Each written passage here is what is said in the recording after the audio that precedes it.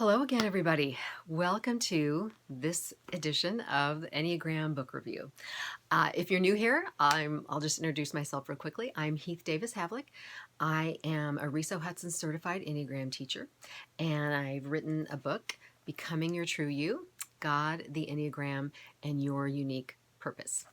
All right, so today we have a wonderful and unique book to look at. It is called The Enneagram of Discernment, the Way of Vocation, Wisdom, and Practice by Dr. Drew. I believe it's pronounced Moser. Forgive me if that's wrong, but that's, I think, correct. Anyway, however you pronounce it, it is a wonderful book. It's got a lot of great practical application to it. So that's one of the things that I love about it. The purpose of this book really is to help people use the Enneagram to find their purpose, which is very much like my book, right? The subtitle is God, the Enneagram, and Your Unique Purpose. But the way that he and I go about helping people discover and understand purpose is different, and yet it doesn't clash. So that's one of the things that I love about this book, the synergies that are involved in it. The other thing about this book that's primary is that Dr. Drew is helping people to learn to make wise decisions. And that's another thing that's similar to my book, because I spend a lot of time talking about the mind and the will and the emotions and how those influence how we show up in the world and the decisions that we're able to make.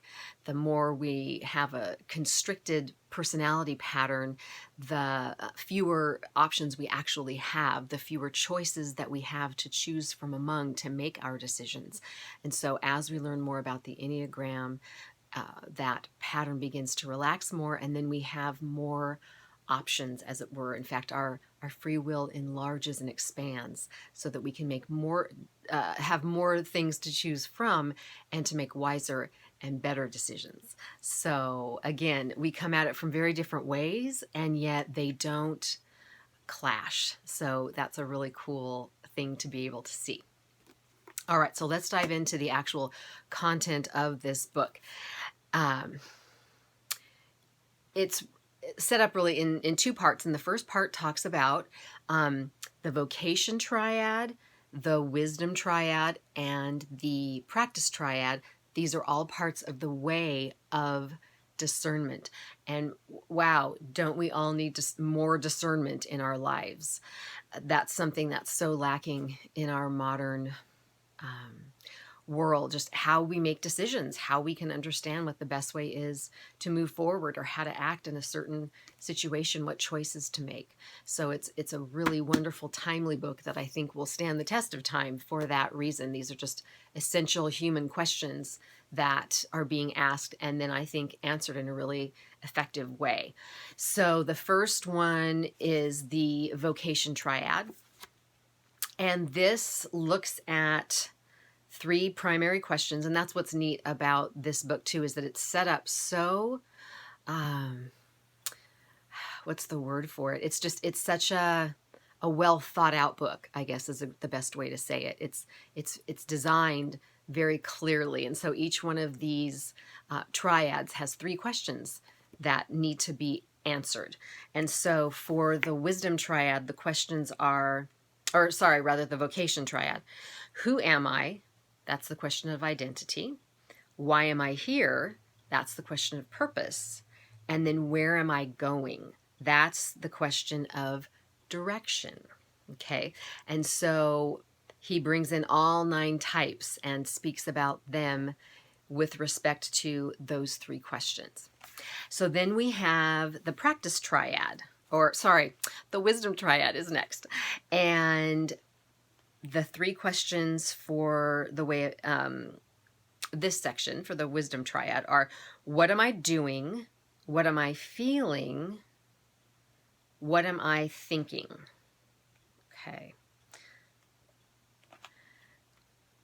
All right. And so he then uses the 3 centers of intelligence and the Hornevian groups, which are a division of the Enneagram into 3 sets of ways of being, of showing up in the world, if you don't know, and uses those then for each of the types to talk about how to begin to cultivate greater wisdom in our lives. And then finally, we have the practice triad. And the questions for the practice triad are, what am I remembering? Okay, that's the question that engages our past. What am I experiencing? Which is the question that engages our present. And then what am I anticipating?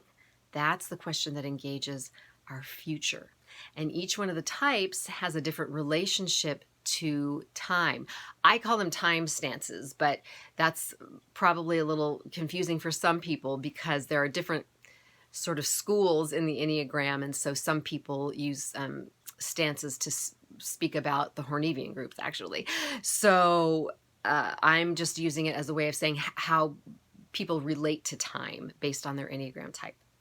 So, in fact, on the next page or two, a couple of pages later, he has these wonderful charts that are so helpful. Look, I dog-eared it.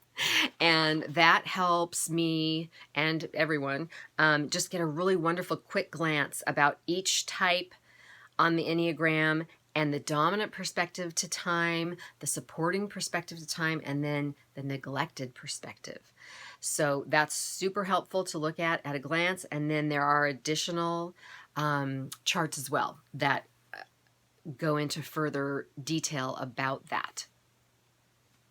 So super cool information. It's just so useful and helpful. Now that's all just the introductory material, right? And then part 2 gets into really going into detail about each one of these questions for each one of the types in light of the Enneagram, and which center of intelligence is dominant and which Hornevian group the type belongs in, and so on and so forth, to really give a holistic picture of understanding how to get to a place of vocation and wisdom and practice, how to discern wisely, and how to go forward in the world, understand your purpose and your calling, and then move in it.